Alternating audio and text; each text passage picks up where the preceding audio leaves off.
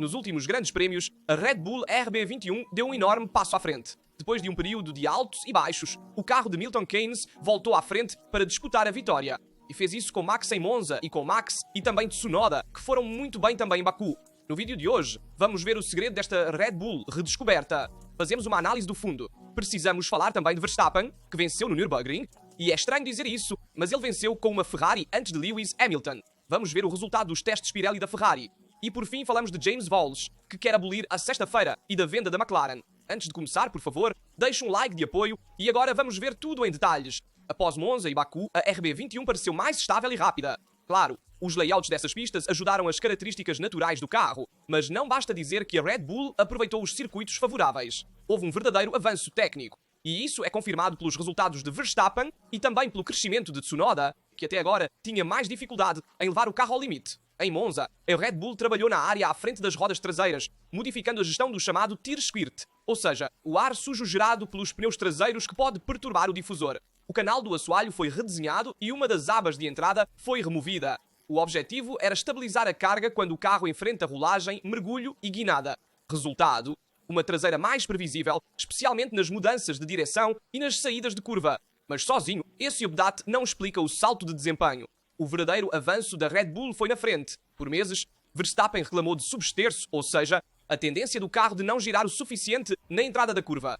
Até agora, a equipe só podia cuidar do problema aumentando a incidência da asa dianteira, um compromisso pouco eficaz. A virada chegou quando os técnicos aumentaram a corda dos flaps.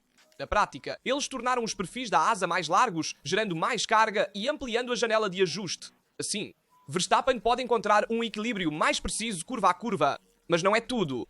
A carga não é mais distribuída de forma uniforme. O pico de downforce foi deslocado para o exterior, gerando um fluxo com mais componente transversal, o famoso outwash, que ajuda o carro a ser mais estável quando muda o ângulo da direção. E com essa modificação, a dianteira tornou-se mais responsiva e previsível, o que significa menos substerço e mais confiança para o piloto. E é exatamente isso que permitiu a Verstappen forçar mais e a Tsunoda se aproximar das performances do companheiro de equipe. Agora, a grande pergunta é se essa vantagem se confirmará também nos circuitos urbanos. Circuitos lentos como Singapura, onde a eficácia do outwash e a gestão da carga mudam bastante. E falando de Verstappen, ele triunfou nas 4 horas do Nürburgring, ao volante de uma Ferrari 296 GT3, e venceu dominando em uma categoria que não é a sua. Ele emocionou a todos, e isso nos mostra como Max é um tetracampeão mundial. Mas vamos fazer um resumo do fim de semana que Verstappen enfrentou. Basta uma Ferrari 296 GT3 e um Max Verstappen ao volante para lembrar a todos que a paixão pelo automobilismo é muito mais forte do que qualquer estratégia polida pensada pela Liberty Media. A vitória do holandês nas 4 horas do Nürburgring vai muito além de um simples troféu. Demonstra que quando há competição verdadeira, o público se empolga sem a necessidade de shows artificiais. Max, após o terceiro tempo na qualificação pela manhã, já assumiu a liderança na primeira curva e depois de 2 horas tinha mais de 1 minuto de vantagem sobre o resto do grupo. Uma façanha nunca trivial, mesmo para quem na Fórmula 1 é considerado o mais forte. O trabalho foi então completado por Chris Lujan, o jovem talento criado no Sim Racing, que acompanhou Verstappen até a bandeirada. Não foi apenas um desfile. Max correu com a fome e a determinação que conhecemos bem na Fórmula 1. Não importa que fosse uma corrida de GT, quando ele entra na pista, ele quer vencer. Nos últimos anos, vimos pilotos se aventurando em outras categorias, pensa em Fernando Alonso com Endurance e Indianapolis, mas muitas vezes eram fugas para cobrir motivações. Max, por outro lado, está no auge de sua carreira e está mostrando um talento que vai além da Fórmula 1. Paradoxalmente, é justamente este ano, quando o título mundial está mais distante, que Verstappen está construindo sua imagem de campeão total, capaz de vencer em qualquer lugar. Este sucesso também envia uma mensagem clara. Verstappen não se interessa pelo espetáculo fabricado artificialmente. O holandês corre porque gosta de fazer isso, não porque precisa se tornar o cartaz perfeito que a Liberty Media gostaria de pendurar em todos os lugares. Ele não se intimida com as instituições e não tem medo de dizer o que pensa. Ele não constrói sua imagem com entrevistas prontas ou formatos projetados para agradar as massas. Ele é franco, às vezes inconveniente, mas autêntico. E é exatamente essa autenticidade que as pessoas percebem. O fato de Max ter vencido com uma Ferrari inevitavelmente acendeu a imaginação dos fãs. Quem sabe como seria vê-lo de vermelho na Fórmula 1? O carro era uma Ferrari 296 GT3 com pintura da Red Bull, mas basta pouco para alimentar as especulações. Ele mesmo já explicou que uma eventual ida para a Ferrari não seria apenas uma jogada de fachada, mas significaria assumir a responsabilidade de fazê-la voltar a vencer, porque vestir aquele macacão não pode ser só um troféu no currículo. Por enquanto, isso ainda é só especulação, mas em Maranello certamente alguém acompanhou essa vitória com muita atenção. E vamos ouvir juntos também as declarações de Max Verstappen, porque foram muito interessantes. O holandês, 4 vezes campeão mundial de Fórmula 1, dominou a corrida NLS na estreia absoluta no lendário Nordschleife. Foi fantástico, conta Max. Durante meus primeiros 2 turnos, o carro foi incrível. Já após as qualificações, eu sabia que no seco iria bem, tudo correu bem, mesmo com o tráfego, e não cometemos erros importantes. Vencer minha primeira corrida aqui é algo especial. O triunfo imediatamente despertou a curiosidade sobre um futuro retorno, talvez para a célebre maratona do ringue. Claro, queremos realmente correr aqui as 24 horas de Nürburgring, admitiu Verstappen. Não sei se acontecerá já no próximo ano, mas certamente precisamos ganhar mais experiência. Esperamos participar de outras corridas NLS para nos prepararmos. E é curioso ver Verstappen vencer com uma Ferrari, que foi um grande adversário para Verstappen, especialmente em 2022. E sempre foi a rival do piloto holandês. E desta vez correram juntos. Essa dupla que talvez possamos ver também na Fórmula 1. Certamente Max seguirá a equipe vencedora. Então, se a Ferrari não for uma equipe que possa vencer o título, Max não a escolherá. Mas é curioso ver Max Verstappen correr com a Ferrari em outras categorias fora da Fórmula 1. Mas voltemos a falar de Fórmula 1, em particular da McLaren. Veremos os limites vistos em Baku, também em Singapura. Vamos fazer uma análise técnica sobre a equipe de Woking. A McLaren está vivendo um dos momentos mais delicados da temporada. Após um verão brilhante, as corridas de Monza, e especialmente Baku, mostraram que até a MCL39 tem fraquezas, especialmente quando é necessário baixo arrasto aerodinâmico e um gerenciamento perfeito das temperaturas. Condições que podem reaparecer antes do fim do Mundial. Em Monza e Baku, Norris e Piastri não conseguiram confirmar o ritmo que tinham até Zandvoort. Na Itália, o desgaste dos pneus era praticamente nulo. Um problema para uma McLaren que geralmente se destaca justamente quando os pneus se desgastam mais. Além disso, a eficiência aerodinâmica da MCL39 é boa, mas não excepcional. Nas partes rápidas, ainda perde algo em relação à Red Bull, enquanto nas partes lentas consegue recuperar. Em Baku, os problemas foram amplificados. Temperaturas baixas, aderência mecânica reduzida e dificuldade em levar os pneus para a janela ideal complicaram o trabalho. O resultado foi um carro menos incisivo, com desempenho longe do nível visto no meio da temporada. A próxima etapa, neste fim de semana em Singapura, deve ajudar a McLaren. Há um clima quente e úmido, carga média alta e muitas curvas onde é necessária tração e gerenciamento térmico dos pneus. Aqui, a MCL39 poderá voltar a valores mais próximos dos seus pontos fortes. A configuração aerodinâmica também será menos penalizadora, graças a aberturas de refrigeração menores e um asfalto que tende a fazer os pneus trabalharem melhor. O verdadeiro nó virá com a parte final da temporada. Qatar e Abu Dhabi devem ser circuitos mais favoráveis à McLaren, mas as 3 etapas americanas são uma grande incógnita. Las Vegas provavelmente será mais crítica, porque há frio, longas retas e baixa carga, uma mistura que já havia colocado a MCL39 em dificuldades. Austin pode ser traiçoeira na segunda parte do circuito, muito rápida, onde a Red Bull ainda tem uma vantagem de eficiência. E México, ao contrário, pode sorrir para Norris e Piastri. Há um ar mais rarefeito, alta carga, que favorecem o gerenciamento térmico da unidade de potência Mercedes e dos pneus. O único lado positivo das dificuldades de Monza e Baku é a quantidade de informações coletadas. Esses dados podem ajudar a equipe de Zac Brown e Andrea Stella a construir um setup mais eficaz quando for necessário enfrentar condições semelhantes, limitando os danos contra Red Bull, Ferrari e Mercedes. A McLaren continua sendo um monoposto maleável e capaz de se adaptar, mas não invencível. Se o clima e as pistas não jogam a favor, a diferença volta a ser sentida. A parte final do campeonato pode, portanto, reservar novas armadilhas. E será interessante ver se a McLaren conseguirá se recuperar rapidamente em Singapura, como deveria ser pelo prognóstico, porque a McLaren é forte em circuitos urbanos. Vimos, por exemplo, na Hungria, também vimos em Monte Carlo, mas se pensarmos, por exemplo, em Imola, no Canadá, vimos uma Mercedes mais forte no Canadá, e em Imola vimos uma Red Bull mais forte. Portanto, não é certo que a McLaren domine em Singapura. No ano passado, o fez e este ano é provável que o faça, mas não é garantido.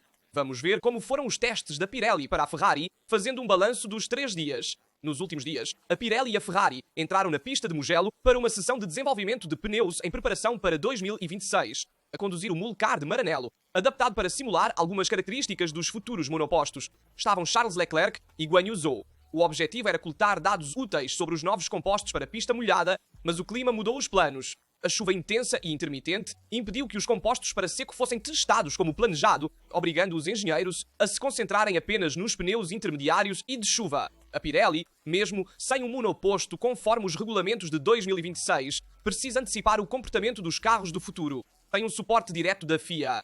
que não desenvolveu um protótipo padrão para os testes. O fabricante italiano é obrigado a confiar em simulações e em modificações dos carros atuais para se aproximar ao máximo das características do próximo ciclo técnico. Neste contexto, cada quilómetro na pista é precioso. Os dados reais ajudam a corrigir os modelos virtuais e a projetar pneus mais eficazes em condições extremas. Um dos principais objetivos é desenvolver um pneu full wet menos extremo e mais utilizável. Hoje, os pneus para chuva intensa são quase inutilizados. Assim que há muita água para os intermediários, a direção de prova interrompe a sessão. É necessário, portanto, um pneu capaz de preencher essa lacuna, oferecendo aderência e segurança sempre, sem obrigar a interromper as qualificações ou a corrida. As condições em Mugello permitiram trabalhar exatamente nessa frente. Diversas corridas com intermediários e full wet deram à Pirelli informações importantes sobre a gestão da drenagem e a estabilidade com muita água na pista. Leclerc completou apenas 25 voltas pela manhã com pneus intermediários com o melhor tempo de 1:34.914. Zhou, à tarde, alternou entre intermediários e full wet, conseguindo também dar algumas voltas com slicks quando o asfalto melhorou. Ele fez 75 voltas no total com o melhor tempo de 1:22.12. Agora, a Pirelli analisará todos os dados coletados e os comparará com os das sessões anteriores. O próximo passo de desenvolvimento já está planejado. Outros testes virão após o GP da Cidade do México para definir as versões finais a serem homologadas. Mais uma vez, a complexidade do trabalho da Pirelli se destaca. Desenvolver pneus para carros que ainda não existem, com regras em evolução e poucos referenciais concretos. Apesar das críticas que muitas vezes surgem, o fornecedor exclusivo da Fórmula 1 continua a realizar um trabalho fundamental, garantindo segurança e desempenho em condições cada vez mais variáveis. Portanto, os testes da Pirelli foram concluídos testando em mais o pneu full wet e intermediário para desenvolver melhor o full wet e torná-lo utilizável na corrida, pois é inaceitável que assim que chove um pouco mais, não se possa deixar os pilotos correrem, porque o pneu não é adequado e reduz a visibilidade quando as condições são de molhado. Portanto, é necessário um pneu full wet que drene um pouco menos de água, mas que garanta aderência suficiente aos pilotos. Ao mesmo tempo, a Pirelli precisará testar os pneus para pista seca, que serão testados após o México. Vamos agora ver a avaliação da McLaren Racing em 4 bilhões de dólares. Uma avaliação importante que até 4 a 5 anos atrás era impensável.